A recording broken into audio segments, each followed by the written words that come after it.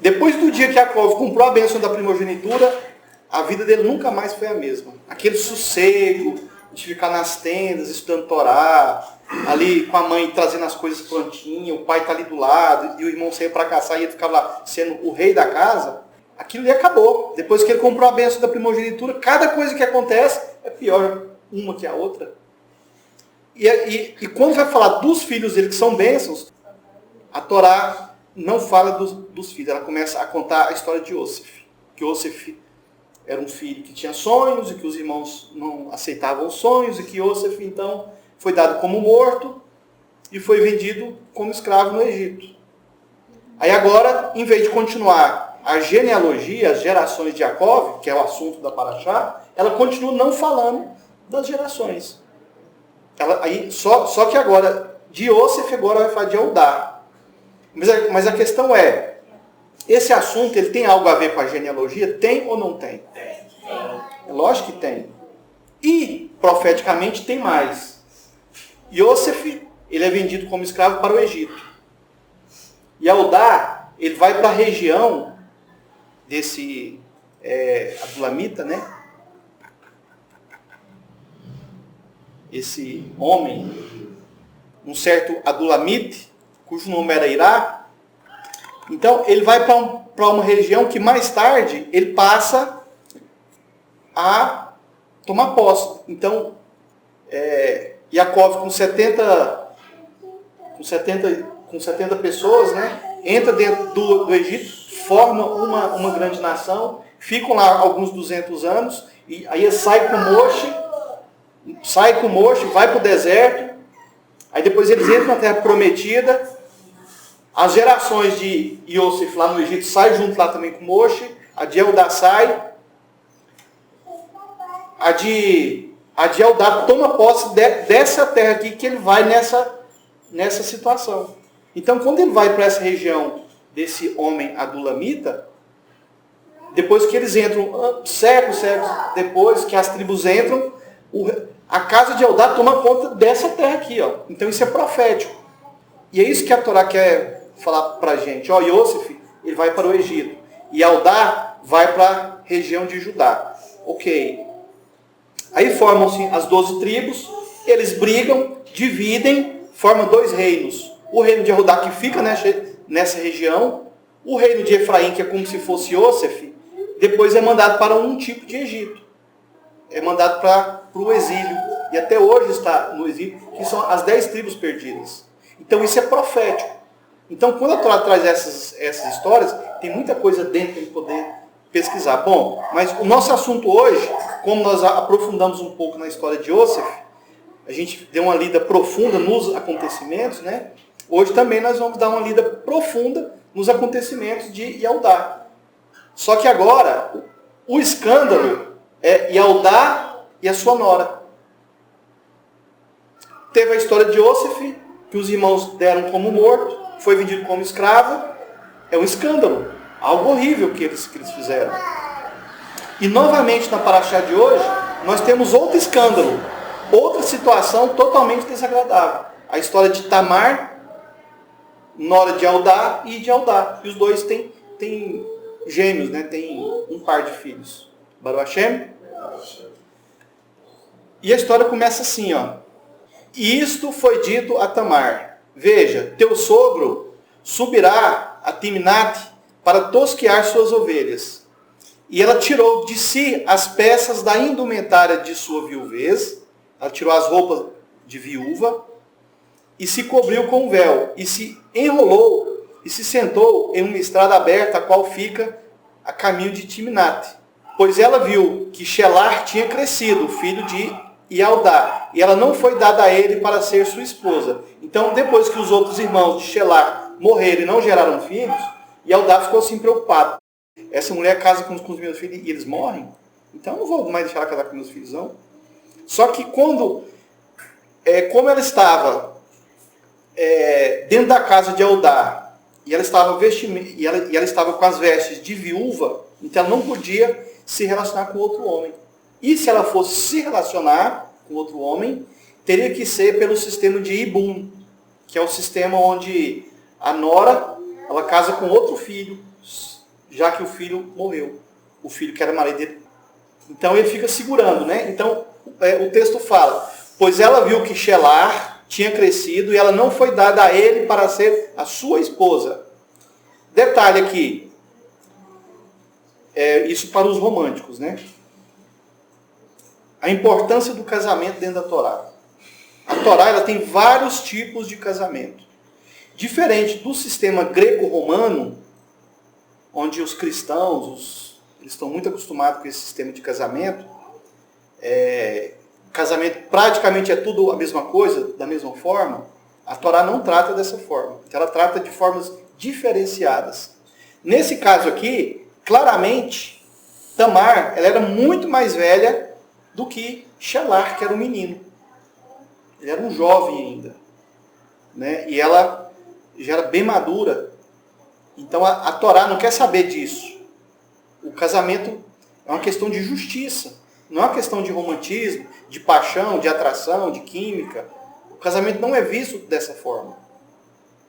Já no sistema greco-romano, inclusive a própria moral do casamento, que eles acreditam, são leis totalmente diferentes das que estão na Torá. Nos dias de hoje, uma situação dessa aqui é até imoral. Imagina você chegar numa sociedade igual a sociedade cristã que é ocidental, e você apresentar um casamento desse. É imoral. Casar um menino com uma mulher mais velha, simplesmente porque não gerou filho, aí ela casa com outro. Ela vai achar um da idade dela, um que combina com ela, e etc. E aí casa. Não é o que ocorre nessa sociedade de hoje?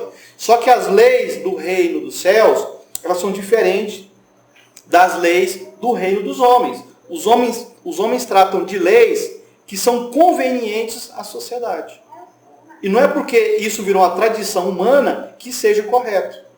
Porque a Torá sempre vai bater de frente com a nossa natureza. Que a natureza humana, cultural, tradicional, amoral e respeito, ela sempre vai ser confrontada com a Torá. Então aqui é a lei dos céus versus lei dos homens. Baruch Hashem.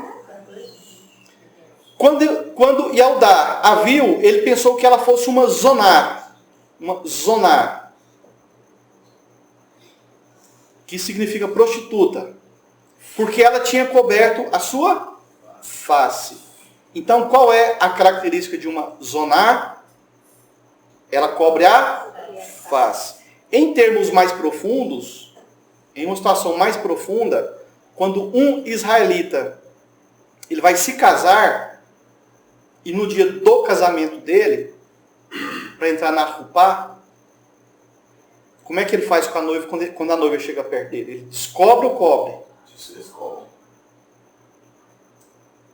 O que vocês acham? Ele cobre a cabeça. Eu acho que ele cobre. Ele cobre a cabeça. Por que ele cobre a cabeça? Para santificar a face da noiva. Porque ele já conhece a face dela. E o que isso quer dizer? Isso quer dizer que um israelita, ele não casa se ele não conhece a face. Existem alguns antigos, né? Alguns antigos que eles faziam algumas... É verdade. Se a gente voltar no casamento de Isaac. Jacó. Isaac. Ela está com o rosto todo coberto. Sim. Casamento. Isaac faz isso também, né? Isaac faz isso também. Isaac, ela tomou o velho. Exato. Então, antes de um casamento, o que o noivo deve fazer com a noiva? Ele deve conhecer a face dela.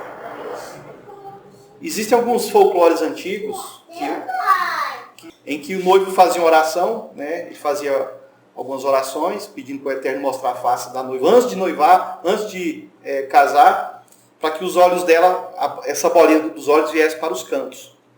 E se a bola viesse para os cantos, não era para ele casar com ela.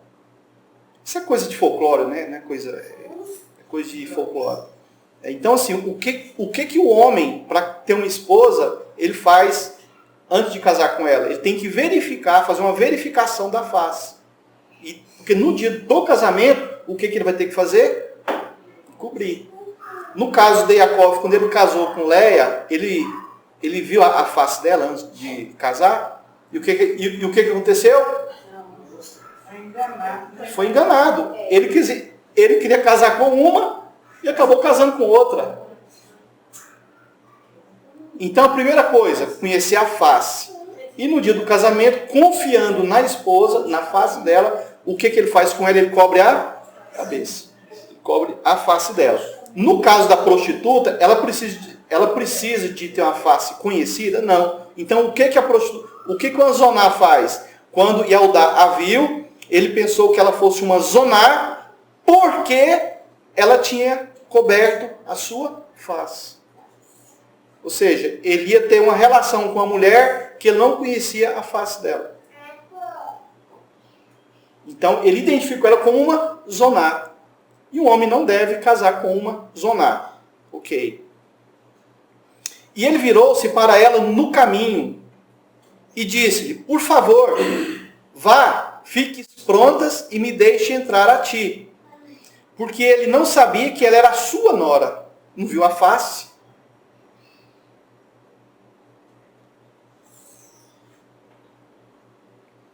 Ela disse, o que darás tu a mim para que tu possas coabitar comigo? Bom, essa parte aqui, ela é a parte em que o homem, ele negocia a relação com a mulher. É o momento da conversa. É o momento em que os dois, eles colocam as leis do relacionamento. É aqui que existe a autorização da relação. No caso de Yaldá, com essa suposta Zoná prostituta, a negociação era de um casamento em si? Não. Não é esse ponto que a gente quer discutir aqui hoje. Nós poderíamos discutir esse ponto, mas não é o ponto que a gente quer discutir aqui hoje. Bom, então ele não viu a face dela. Ele não sabia que ela era a sua nora. Ele não sabia quem ela era. E os dois começam a conversar para ter uma relação. Os dois começam a negociar aquela relação, a montar um contrato. Nesse contrato, ele fala para ela ficar pronta para ele, mesmo ele não sabendo da face dela, e ela pede algo para garantir aquela relação, um pagamento. E ele disse, eu te enviarei uma cria de ovelha. E ela disse, vai, dar-me-ás tu um penhor, até que tu possas me trazê-lo. Ou seja, o que eles negociaram para que essa relação acontecesse, para que ela fosse legalizada? Tinha que dar um cordeiro, tinha que dar um animal em um valor de pagar aquela relação. Ou seja, era uma maneira que se tinha de legalizar aquela relação. E ele disse, qual o penhor que te darei? E ela disse, teu sinete e teus braceletes e teu cajado que está em tua mão. E ele a deu, e ele veio a ela, e ela fecundou através dele. Ou seja, naquele momento ela engravidou, ela ficou grávida. Mas ela fez algumas exigências. Ela exigiu coisas que fazia parte da autoridade dele. Que fazia parte do caráter dele. Algo que garantisse a ela, de fato, um pagamento. Uma prostituta comum, ela exige esse tipo de coisa? Não. Ela quer um pagamento. Um detalhe que é interessante, que vai mudar essa história, é que a Zoná, o que é uma Zoná? Zoná é uma prostituta, é uma mulher aberta para todos os homens. Ela não tem interesse no homem, em quem ele é, se vai ser para sempre, se não vai. Ela não quer saber. É uma mulher disponível para qualquer homem. E uma mulher que ela é disponível para qualquer homem, ela exigiria algum tipo de garantia? Não.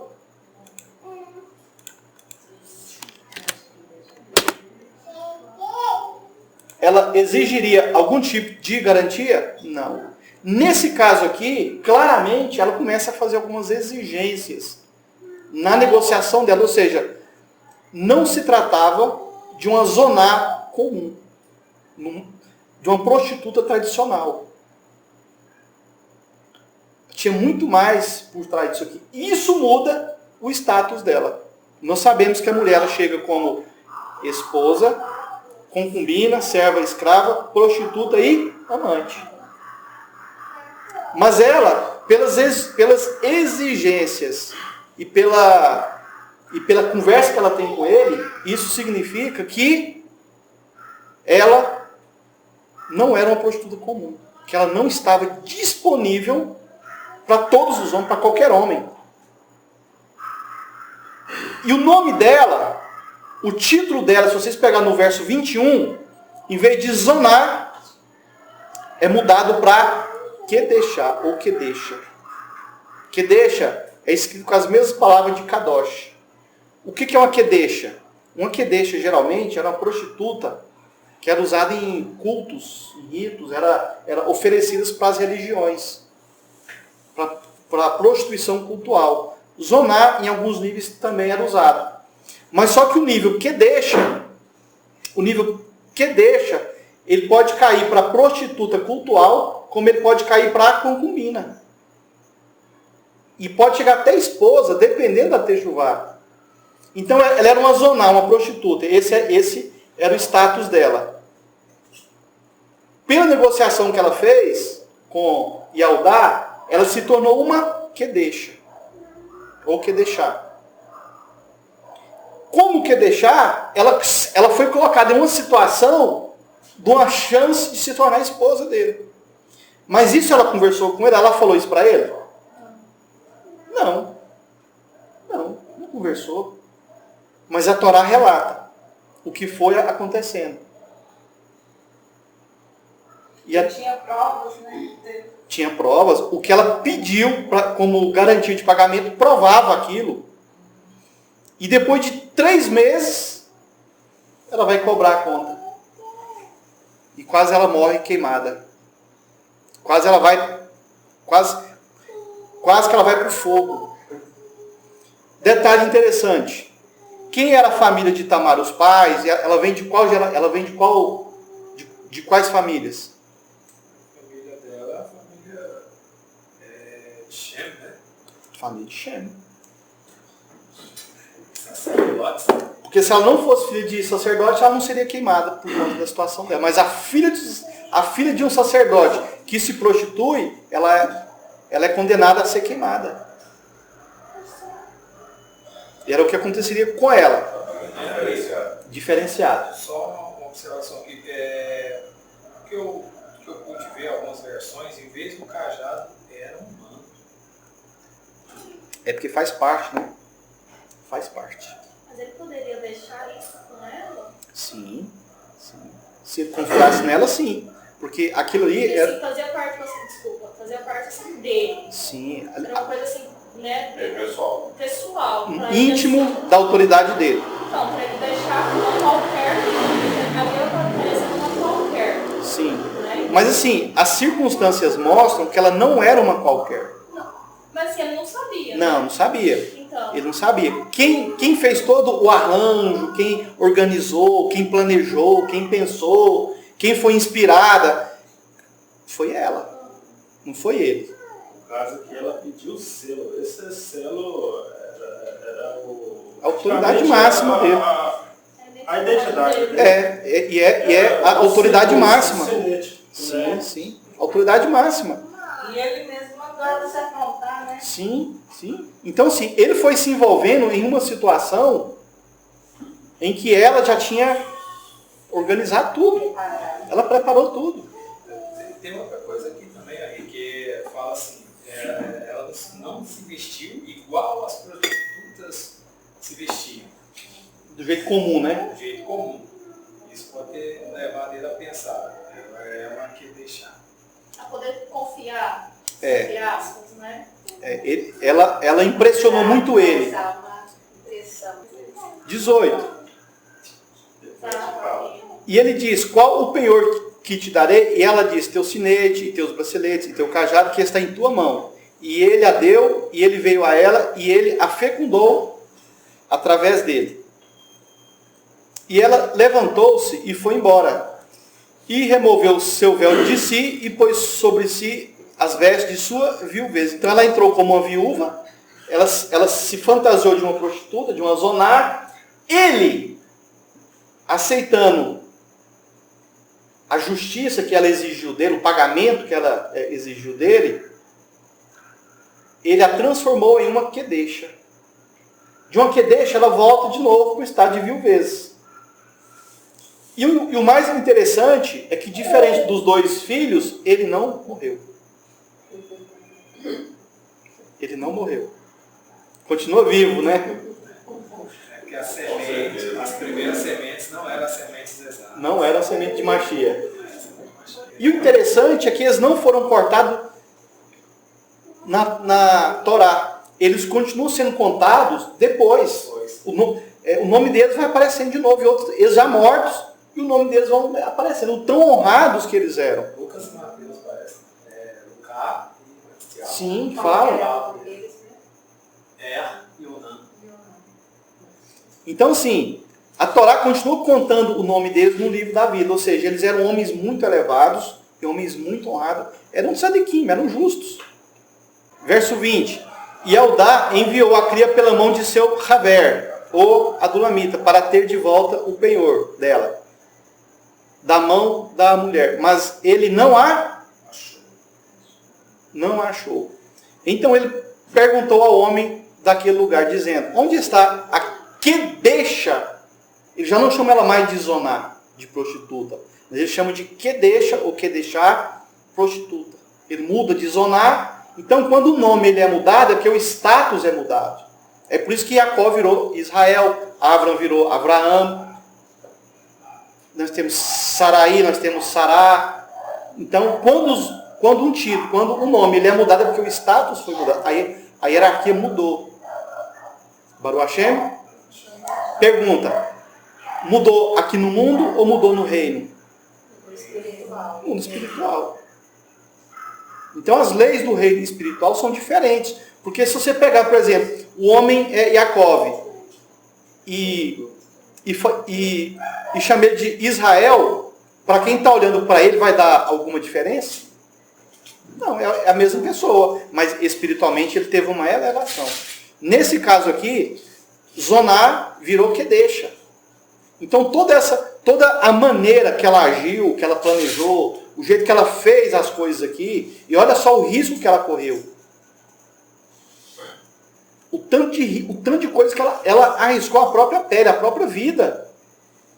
Imagina se alguém lá vê ela se vestindo de prostituta, indo lá, eu vi a sua nora viúva de prostituta lá na rua de Tamnat. Olha o risco que ela correu. E mesmo assim, a atitude, o comportamento dela é chamado de justiça, ela é chamada de justa. Baruch Hashem? Então ele retornou a Eldá e disse, eu não pude achá-la. E também um homem do lugar disse, que lá não havia nenhuma prostituta daquele lugar. Baruch Hashem?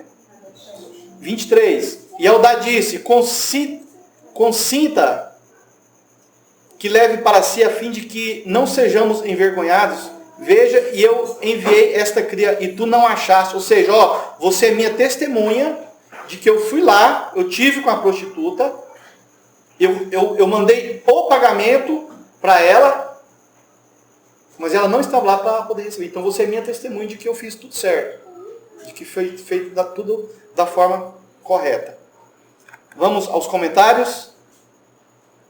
Já que o nosso assunto é Quedecha e Zoná, a história de Tamar, em Devarim, capítulo 23, versos 17 e 18, fala assim, que não haja Quedecha dentre as filhas de Israel, nem um sodomita dentre os filhos de Israel. Que tu não trarás o contrato de uma prostituta, de uma zoná, ou o preço de um cachorro, para dentro da casa de teu Elohim, porque qualquer voto, pois ambas essas são abominações a Yah, teu Elohim. Ou seja, não pode haver Quedecha e não pode haver Zoná. E também, comparado a uma Quedecha e a uma Zoná, não ter preços dentro da casa do Eterno, preço de cachorro, que isso é uma abominação. Agora, o que isso, qual é a conexão que isso tem? Aqui fala de prostituta, nível zonar, nível que deixar, e o preço de um cachorro dentro da casa do Eterno, que isso é uma abominação. O que isso significa? Bom, todos os sacrifícios têm um preço. A ovelha, o cordeiro tem um preço, o touro tem um preço, a rolinha tem um preço, a farinha tem um preço, cada um tem um preço, cada um tem o seu valor. Existe algum preço que é preço de cachorro? Que é preço de porco? Que é baseado no valor de um porco? Não tem. É imundo. Não tem. Até o jumento, que é feito para ele um tipo de sacrifício, para ele, o jumento do primogênito, ou quebra o pescoço dele, até ele, que é separado para o Eterno, ele não tem um preço. A serpente também não tem um preço. Então, o que deixa zonar tem a ver com o preço de um cachorro dentro da casa do Eterno, que isso é uma abominação. Então, a gente poderia ir por várias linhas de estudo, né? Mas vamos continuar, então, na linha do lado mais psicológico mesmo, mais da situação. Só que essa paraxá de hoje já tem um pouco a ver com alahá, com comportamento, com visão de comportamento. Porque a gente está aqui fazendo uma análise do comportamento de Tamar, onde no sistema religioso ela foi promíscua, ela errou, ela enganou, e os filhos morreram porque ela era maldita, e ninguém sabe que ela era filha de sacerdote, de Shem. Ninguém sabe disso. Então ela não era qualquer mulher. Ela era muito importante. Era filha legítima de Shem? De Shem. Baruch Hashem. Casamento, levirato de Eldá e a prostituta. O que é o levirato? O levirato é quando um irmão vivo tem que casar com a nora viúva. Ou seja, o irmão dele morre e não deixa filhos com a esposa. Ela fica viúva e o outro irmão ele tem que casar com aquela mulher e gerar um filho para que a memória do irmão falecido ela permaneça, ela continue. Aí eu pergunto, uma situação dessa aqui, ela é moralmente aceita na nossa sociedade? Não é aceita. Isso aqui é indecente, é imoral? É sem vergonhice, é abominável. Ou seja, as leis do reino, elas sempre confrontam as leis dos homens e a moral dos homens. E só para vocês terem noção, quando fala assim, que os homens casavam-se e davam-se em casamento, aí pode, os homens aqui. Isso aí é considerado moral, respeito. Esse é o casamento que o sistema defende. Um sistema respeitoso, um sistema de valores da família, que protege essa sociedade. Mas isso aqui é horrível, é abominação, é imundo, é transgressão na lei deles. Então, ou você segue as leis do reino, ou você segue as leis do mundo, né? O primeiro Ibum é o casamento levirato na Torá, vem da história de Eldá e Tamar. Isso é o que chamamos de casamento levirato. É a união entre um cunhado e sua cunhada viúva, ou de um sogro com a sua nora. Então, o Ibum, ele era aceito, podia ser um primo, podia ser um homem ali próximo.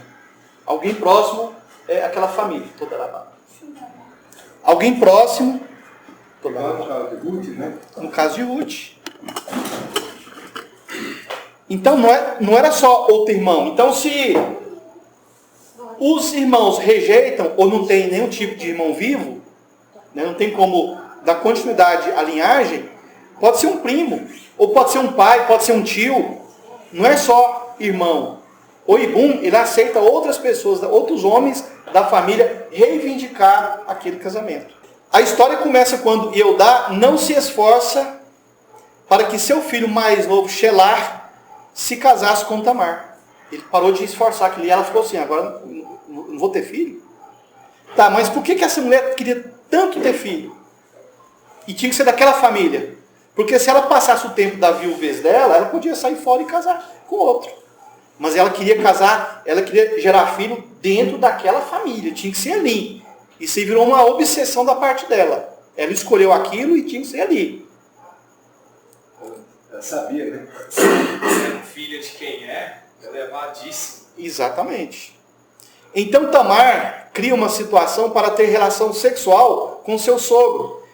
Então, gerar filho da casa de Eldá. Intenção dela era realizar um levirato. E daí de Eldá e Tamar gerar Pérez e Zerar. Mesmo com a morte dos dois filhos, dos dois primeiros filhos de Eldá, Er e Onan, a Torá ainda conta eles em gerações futuras, como nas 70 almas que entraram no Mitzrayim.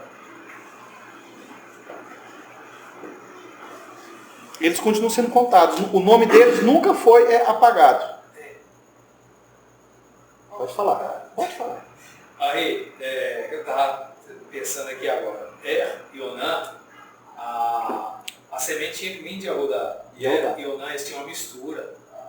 Cananeu, né? De mãe Cananeia. Cananeia. Que Eldá tinha esposas que eram de Canaã. Então, não podia passar por ele de forma alguma. Não podia passar. Não podia passar. Muito, muito bem colocado isso aí.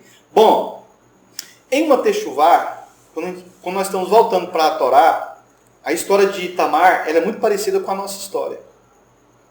Quantas vezes, no nosso dia a dia, nós nos fantasiamos de prostitutas? No nosso alahá, no nosso comportamento, no nosso pensamento.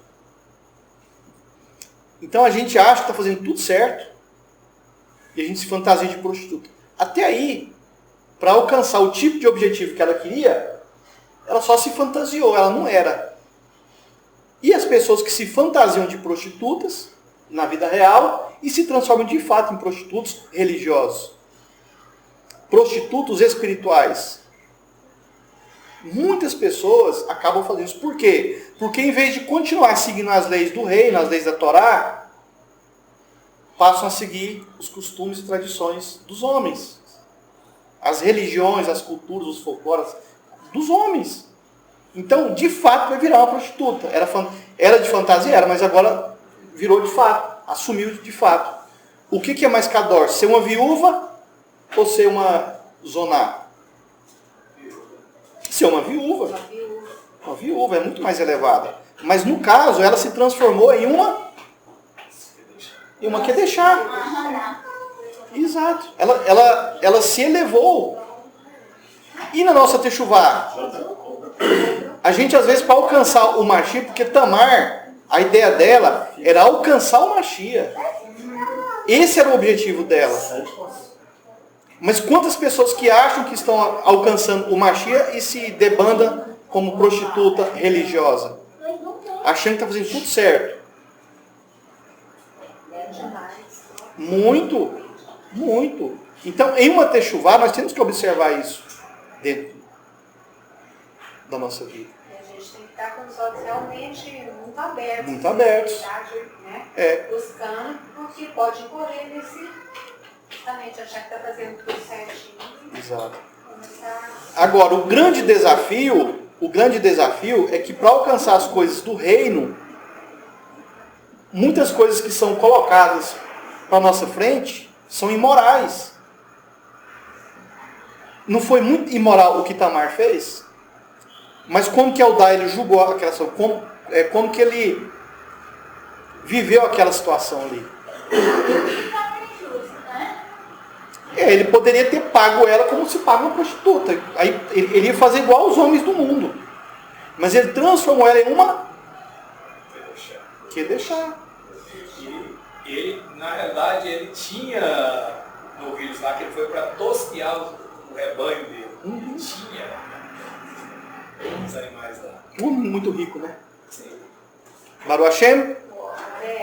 Tamar sabia que o Mashiach viria por esse caminho? Pode ser que não assim clara e diretamente, né? Mas o comportamento dela era um comportamento inspirado, claramente era inspirado. Eu quero saber, porque com esse comportamento... É inspirado. É Ou inspirado. era inspiração muito, né? Muito forte nela. Era a missão dela. Ela tinha convicção, tanto é que ela põe a vida dela em risco. Ou seja, Justamente. ela correu muito risco ali. Permaneceu ali na criança, né? O tempo todo. Assim, ela ficou obediente sem saber, né? Exatamente. Mas ela tinha muita convicção daquilo que ela estava fazendo. Ela tinha Assim, convicção, se surgir essa ideia, né, esse pensamento para ela, para ela fazer, então seria alguma coisa E assim, ela usou algo imoral, né? Totalmente imoral e inaceitável. Imagina se depois disso tudo, e depois que fosse revelado que ela não era uma prostituta, e as pessoas, será que não era mesmo? Será que ela já não foi lá umas outras vezes e a gente não estava sabendo? E aí começa as acusações contra ela.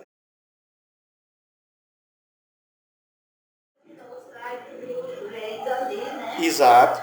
Ela tirou o traje de viúva, se transformou em uma zonar, depois ela foi elevada a Kedeshá e depois ela se vestiu de novo a viuvez. Mas as pessoas que ficassem sabendo podiam acusar ela, né? Será que ela não deu umas escapadinhas, não fez umas coisas erradas? Mesmo com a morte dos 2 primeiros filhos de Eldá, a Torá ainda conta eles em gerações futuras como nas 70 almas que entraram no Egito. Depois, novamente, vemos Er e Onã sendo mencionados no censo de Bnei Israel no deserto. Este censo é realizado para contabilizar aqueles que receberiam uma porção de terra ao entrar em Eretz Israel. Significa que o ato de Tamar com Eldá garantiu a descendência de Er e Onã, mesmo que eles não tivessem tido filhos no meio de Israel. Esse é o efeito do casamento levirado. Dos 2 ex-maridos dela, ela honrou os 2.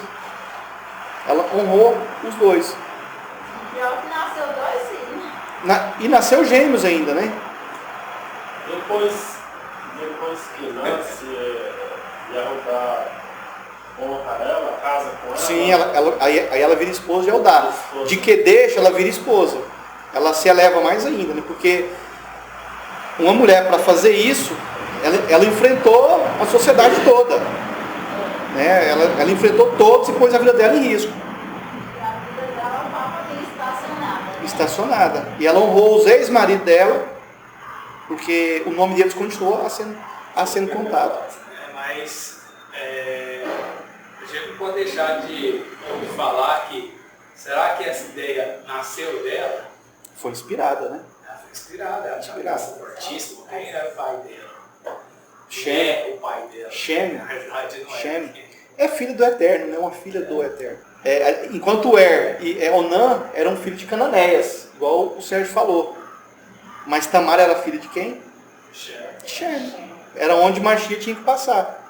Então, assim, em um ato totalmente desaprovado, socialmente falando, o Machia veio disso aí, ó. Se for olhar assim, né? Mas Porque se a gente for julgar pelos olhos humanos, pelo julgamento de homens, Os homens do mundo, né? isso faz a gente questionar a maneira pela qual a gente visualiza as coisas, o jeito que a gente lida com as situações. Trocar os óculos.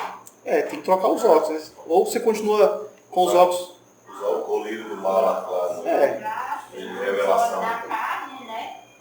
Vai acusar. Agora se olhar pela justiça, pelas coisas. É diferente. E nós temos que o tempo todo estar fazendo isso, né? Eu estou vendo isso aqui com quais olhos? Se eu chegar hoje e mostro isso para um cristão, falar, Jesus veio dessa merda. Ele não aceita, não. Você põe a mão na boca e é errado. O Messias deles não pode ter vindo disso, né? Eles não aceitam isso aí. Por isso que Jesus não pode ser caixa. Mas eles, eu nunca escutei mesmo, mas eles falam que a genealogia do Machia veio da prostituta Raabe. Eu aprendi isso lá também. Eu não sei. Isso é folclore. É folclore, né? Eu aprendi que passa Aí você pede para eles explicar e tem os achismos. Esse que é o grande problema. Não, mas na própria Bíblia do João Ferreira de Almeida, lá no início da Bíblia, mostra isso, e essas são as genealogias. Então começa até chegar no Machia 14 gerações. E lá, se não me engano, o pai do filho da prostituta era descendente da tribo de Arudá, que casa com essa prostituta Raabe E o filho dela, não lembro o nome, Boaz. Aí tem mais um outro filho, até chegar em Jessé. Né? Que nasce Davi. Que nasce Davi. Então eu aprendi que também o Mashiach veio desse. Sim, mas é fato.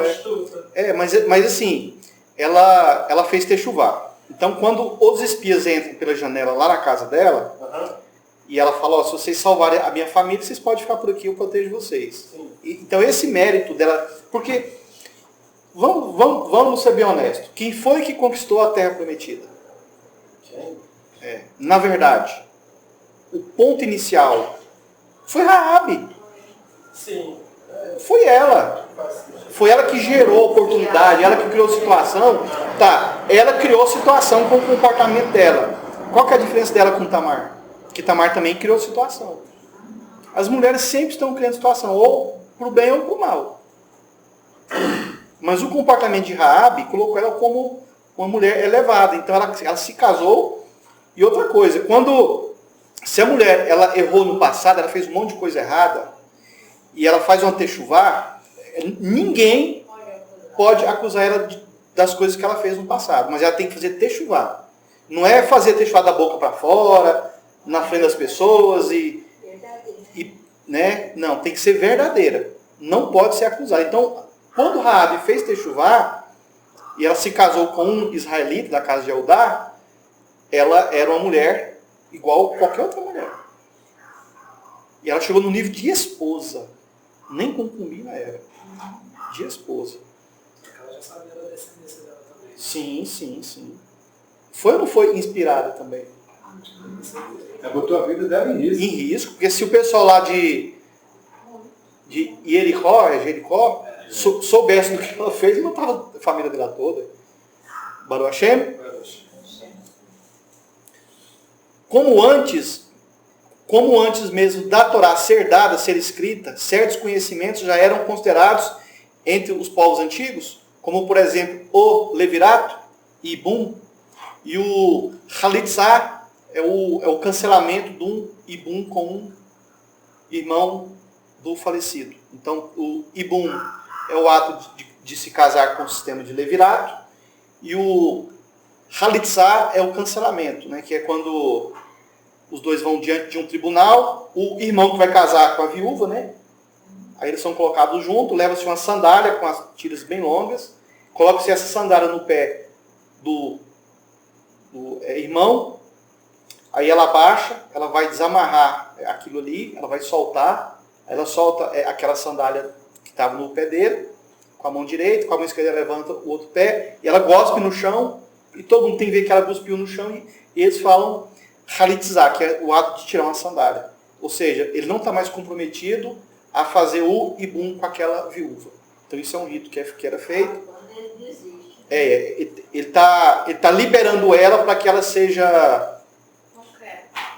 seja pura para outros homens. Se não fizesse isso, a viúva, enquanto não fizer isso, a viúva não era pura para outros homens, ela era impura. Ela só podia casar dentro da família. Mas quando faz isso aqui, ela está liberada para casar com outro varão, de outra família. Geralmente parente próximo. Mas se não tivesse também, podia vir outros, né?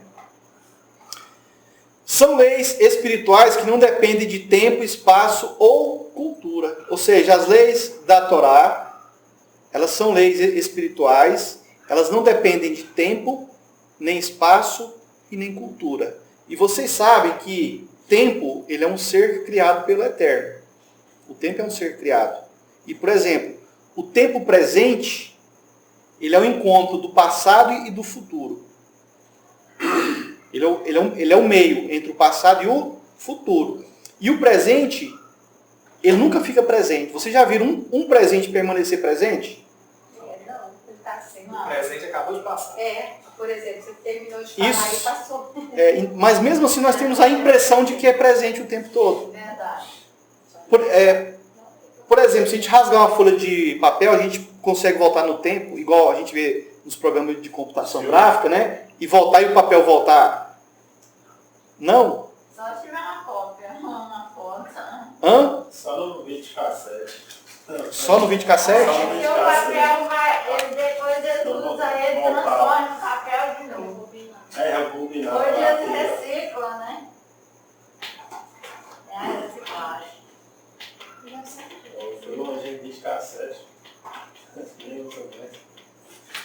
o número que vocês estão vendo aqui? 6. 9. Tá bem.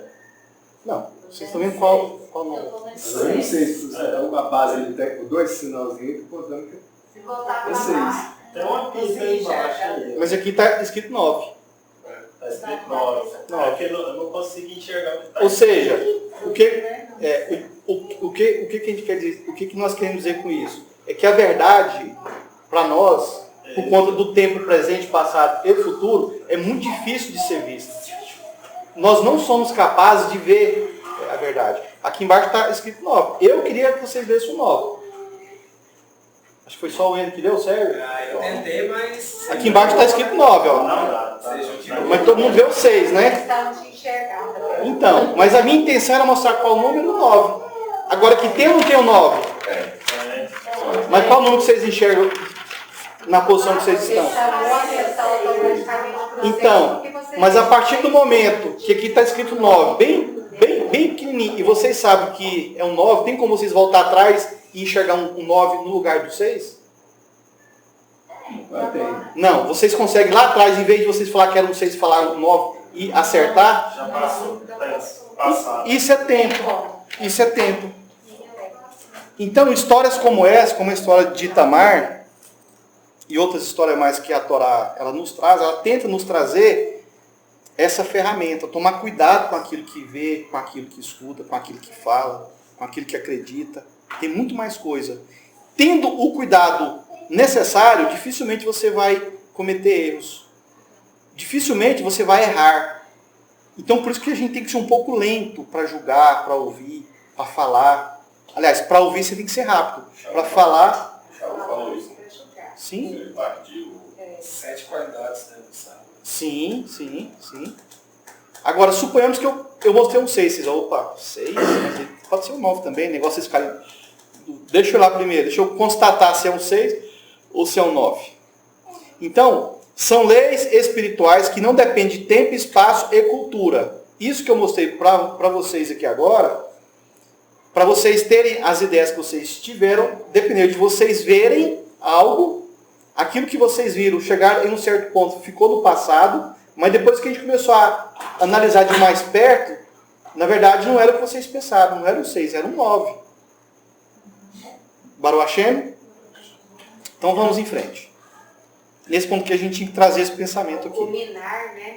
É o ruminar. O jumento é diferente, né? O jumento é que tem orelha grande, mas Tem orelha grande, mas para agir também é grande. O boi não. O boi vai lá, com mastiga, engole, volta. Rumina. Pode ser errador, né? Não pode ser errador. Depois da morte dos 2 maridos que Tamar teve, ela aguardou o seu sogro no caminho dele. Ela se colocou numa posição de Zoná, que é uma mulher livre para qualquer homem. E ela não era uma viúva? Ela era livre para qualquer homem? Não era livre. Ela não fez uma halitzá. E outra coisa, não podia fazer prostituição. Assim como as pessoas no mundo são livres para qualquer religião. Depois da morte dos 2 maridos que Tamar teve, ela aguardou o seu sogro no caminho dele. Ela se colocou numa posição de Zoná, que é uma mulher livre para qualquer homem. Assim como as pessoas no mundo são livres para qualquer religião, para qualquer opinião, para qualquer pensamento, para qualquer visão, para fazer aquilo que bem entendem com aquilo que enxergam. Então, se alguém passasse ali e visse aquela mulher com aquele véuzinho de prostituta, sinalizando que ela... Todo mundo fala, essa é uma prostituta. Porque as roupas dela falam que é uma prostituta. Não tem como ela não ser uma prostituta. Mas só quem conhecia o coração dela, que é o Eterno, sabia do porquê que ela estava ali. Isso significa que o poder de julgar é do Eterno, não nosso. Baruch Hashem? Uma mulher sem marido definido. No sentido mais literal, é uma mulher disponível ao pagamento de um cachorro. O que é uma zoná? É uma mulher sem marido definido. E no sentido mais literal, é uma mulher disponível ao pagamento de um cachorro. Enquanto a esposa, o pagamento é a ovelha, lembra que Eldá prometeu pagá-la com uma ovelha? Porque para uma prostituta, até um cachorro servia de pagamento. Então, quando a mulher ela cai ao nível zonar, até um cachorro serve para poder pagar ela. Até o valor de um cachorro serve para poder pagar ela. Exato. Mas, ela não aceitou o cachorro. Ela quis uma ovelha. E foi até ele mesmo que ofereceu, né? Eu vou dar uma ovelha. Isso está ligado à forma de sacrifício da idolatria, contra o tipo de sacrifício que Elohim prescreveu na Torá. Da mesma forma, é o casamento kadosh. O preço de um casamento kadosh, o preço pago de um casamento kadosh, ele não pode ser o mesmo preço pago pelos sacrifícios nos templos pagãos. Porque lá no templo pagão, onde se sacrificava boi e ovelha, matava cavalo, matava cachorro, matava porco, matava camelo, matava serpente, matava todo tipo de gente. Qualquer pagamento. Isso não é igual uma prostituta, porque o preço que o marido paga pela esposa, ele tem que ser compatível com o templo. O templo de Jerusalém, o tabernáculo de Moshe. Então, quando o homem vai adquirir uma esposa, o pagamento que ele vai fazer para ela, para que ela se torne uma esposa, tem que ser nos valores do tabernáculo de Moshe. Mas a prostituta não, ela recebe pagamento de qualquer valor, de qualquer templo. Essa é a diferença básica. Então, por isso que a Torá, ela fala para não aceitar pagamento no valor de um cachorro.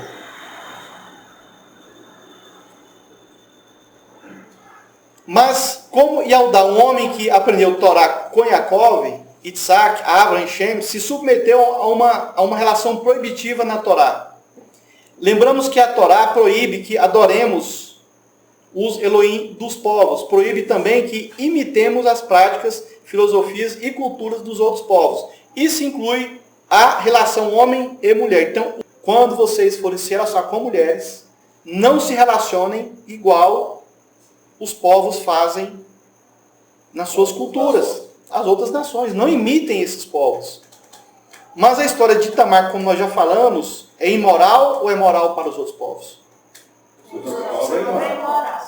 Mas o que Eldá falou que ela era? Uma justa. Uma justa. Em hebraico, quando Eldá se encontra em seu caminho com a prostituta, a palavra hebraica usada é zoná, prostituta. Significa uma mulher disponível para qualquer homem que pague pelo preço, o valor de um cão. Sabemos que um cão não pode ser dado como sacrifício no templo, pelo fato de não alcançar valor kadosh, aceito pelo valor do templo, e que oferecer um cão ou um porco como sacrifício é profanar. Então, o que acontece com o homem israelita? Como que um homem ele legaliza essa situação? Ele paga o preço que a mulher pede. É ela que vai determinar o preço. E uma vez pago o preço que ela pediu, assunto encerrado, espiritualmente aquilo ali selou, acabou. Pagou, está pago. O preço que Tamar cobrou de Eldá e o preço que Eldá concordou em dar para Tamar foi um preço de um cão ou de uma ovelha? O preço de uma ovelha. E finalizou. Ele encontrou com ela no caminho dele, os dois tiveram uma relação, eles combinaram antes o preço foi pago, o preço que ela pediu foi pago, a situação ficou totalmente legalizada, ele foi embora, ela sumiu, ela desapareceu, ele mandou alguém lá, eu quero uma testemunha para confirmar o pagamento. Ou seja, independente da intenção de Tamar fazer tudo isso, o julgamento para com Eldá seria o mesmo. Seria o mesmo. Mas o que ocorre? Ela exigiu um pagamento. E o pagamento que ela exigiu foi pago. E o preço que ela cobrou foi o preço de uma ovelha. Ou seja, ele pensou, essa aqui não é qualquer mulher. Essa aqui não é qualquer prostituta. Então ele levou ela ao nível que deixar. Baruch Hashem. Então, é o que Eldá faz com a zoná. Ele oferece um valor não de qualquer homem, mas um valor de marido, um valor de ovelha. E em seguida, o texto mais adiante, no lugar de zonar, se usa a palavra hebraica kedeshá, ou kedesha. Significa que Eudá não praticou o preço no valor de cão, mas no valor de ovelha, que simbolicamente, que ele não tinha o propósito de tê-la como os outros homens têm as prostitutas. Ou seja, no fundo da alma dele, ele não queria se relacionar com ela como se ela fosse uma prostituta comum, igual os homens do mundo fazem com as mulheres. Na intenção dele, ele queria de fato elevar ela. Ou seja, ela teve uma intenção e ela agiu e trabalhou em cima daquela intenção, e ele também veio com a intenção dele, e as duas intenções elas combinaram. Mas ele pagou um preço que a tornava elevada para techuvá e sair da prostituição, seja ela comercial, seja ela prostituição cultural. Ela se tornou, pelo ato dele, mais elevada ainda. Então ela engravidou. A preço de quê? De um cordeiro. Quando não se engravida a um preço de um cordeiro, se engravida ao preço de um... E qual é o nome dos filhos que nascem? Mamzer, que é o filho de uma relação ilícita. Então são filhos de relações ilícitas, erradas. O Mamzer. Mas ela engravidou a preço de cordeiro e gerou irmãos gêmeos, Pérez e Zerach. Pérez deu origem ao rei Davi e à linhagem de Machia. Tudo legalizado, não teve nada de errado aqui. Tudo que ele fez, tudo que ela fez, por mais que aos olhos humanos fossem errados, e por mais que o romantismo e a paixão entrou no sistema de casamento de hoje, ainda assim, eles legalizaram as crianças que seriam geradas. Eles nasceram dentro de uma legalidade. Aqui temos o primeiro casamento levirado, dando origem às outras leis, onde, por exemplo, um sacerdote levita não poderia se casar com uma mulher que se entregou a muitos homens. Ou seja, antes disso não tinha. Não, já existia, já era uma lei que já existia. O fato deles estarem praticando dessa forma aqui, porque já funcionava já. O que isso quer dizer? Que antes mesmo da Torá ser escrita por Moshe, isso aqui já era prática. A Torá já tinha sido entregue. Mas ela foi escrita por Moshe depois, né? Para o pudor moral humano da cultura dos outros povos, no modelo casavam-se e davam-se em casamentos, a história de Eudá e Tamar é promíscua e imunda, digna dos críticos de plantão. Mas não é assim que a Torá Kadosh descreve, ou seja, a Torá é real. Mas os pensamentos humanos iludem os homens e seus princípios legais, porém anti-Torá. Porque aí as pessoas pensam que estão trabalhando dentro de uma moralidade, dentro de um respeito, dentro do casamento puro, etc., da família, mas na verdade são moralidades anti-Torá. E outra coisa, a Torá tem leis temporais e tem leis perpétuas. Geralmente as leis perpétuas, elas já existiam e já eram praticadas antes da Torá. Como, por exemplo, a circuncisão, a Brit Milá. Abraão já praticou antes mesmo de Moshe ter escrito. São leis perpétuas. E esse casamento também, levirato e ibum, é uma lei perpétua. E quando o Mashiach voltar, tudo isso que vai ser e já está sendo restaurado. Parece que a Torá foi a segunda coisa a ser criada, antes de tudo. Sim, sim. O Mashiach, ele quebra o pudor moralista humano. Pois ele vem exatamente de situações que homens julgam e rejeitam, conforme aquilo que eles consideram moral e santo, em suas crenças pessoais. Mashiach descende de Eudá e Tamar para alcançar as ovelhas perdidas de Israel, e não as outras nações anti-Torá e anti-Mashiach. Será que Mashiach viria de um casamento proibido pela Torá? Será que Eudá pecou? Na paraxá passada vimos a interrupção da genealogia dos filhos de Jacó para contar a história de Yosef. E agora, novamente, mais profundamente, a Torá de novo cria uma interrupção dentro de outra interrupção. Já que nós não estamos falando da genealogia de Yaakov, das gerações de Yaakov. Literalmente, a Torá para de falar do preço da venda de Yosef, que era na paraxá passada, como escravo, e começa a falar do preço da venda dos serviços da Zoná e da Kedesh. Estava falando do preço de Yosef como escravo, que é a paraxá anterior, aí a Torá para e começa a falar do preço de uma prostituta para fazer um programa com Yaldá.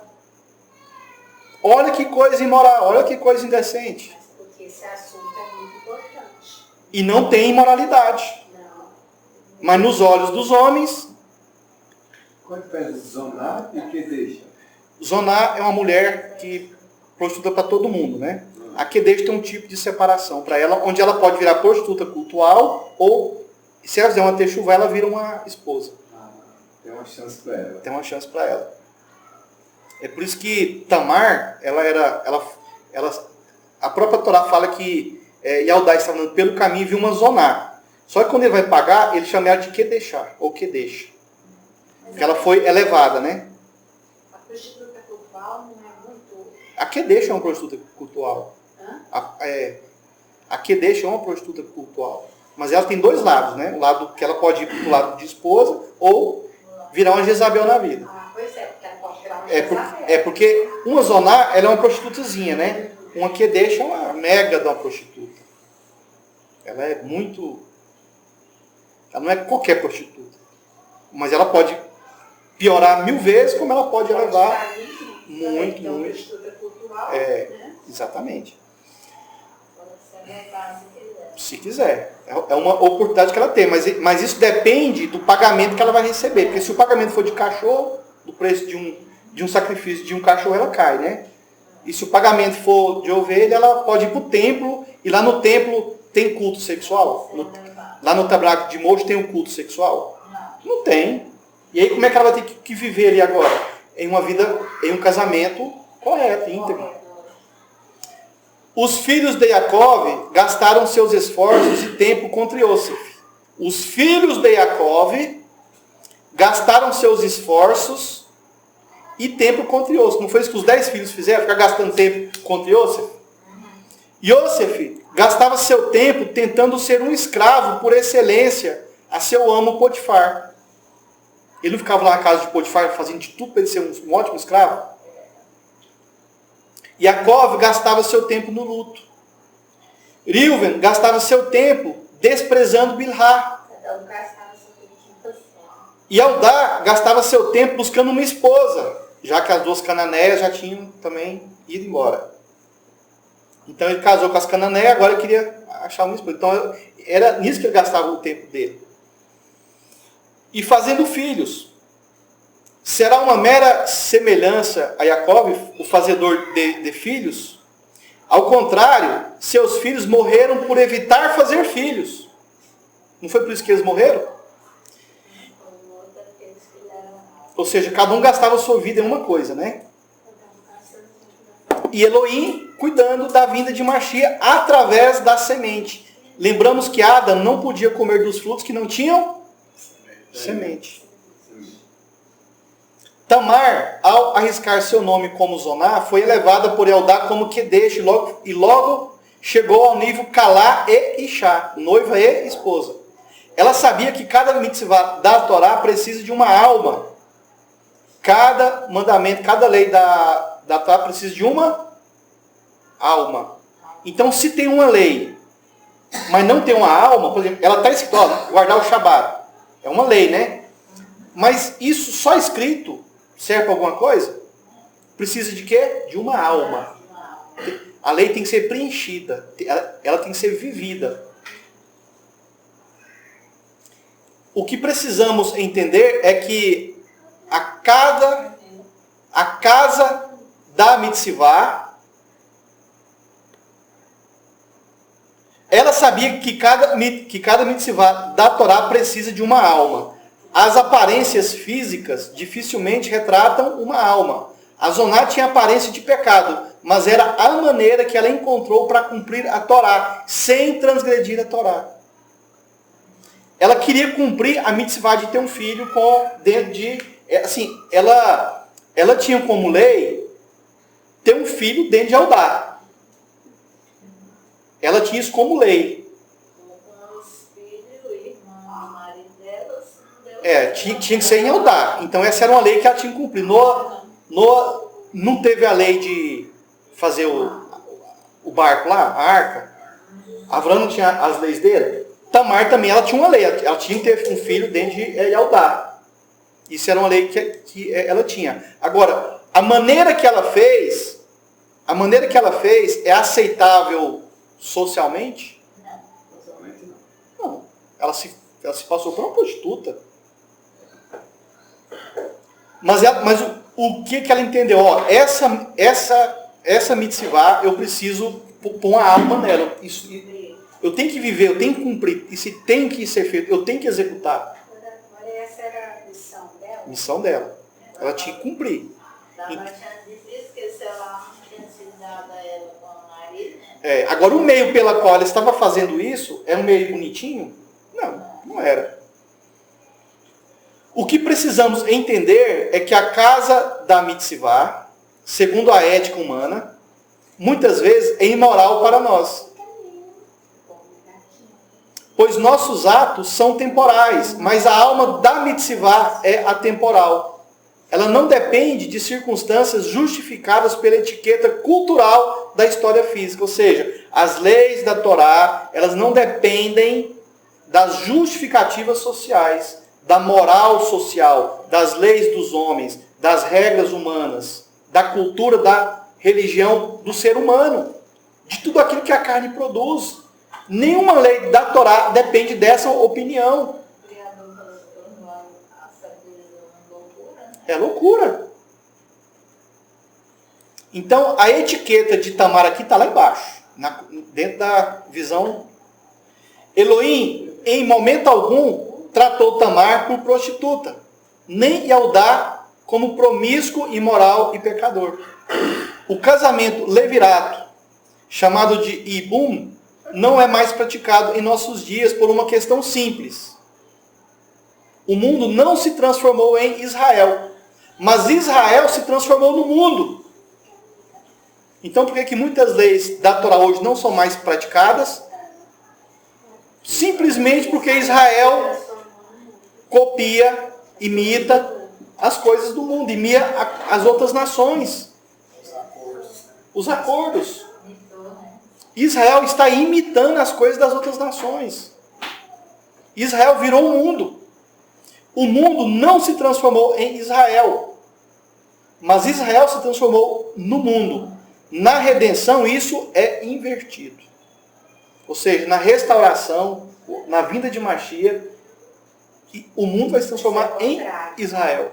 O mundo aqui vai seguir as leis. Então, todas as leis da Torá começam novamente a entrar em vigor e passam a causar estranheza e escândalo. Mas toda a Torá será restabelecida. Nenhuma lei da Torá fica de fora.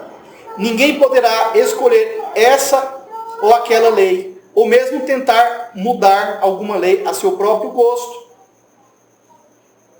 Na redenção, não casaremos com Elohim por causa da emoção, como fazem os outros povos. Assim como o levirato não leva em conta a paixão do casal, mas a obrigação com Elohim, que vem o tempo de Mashiach.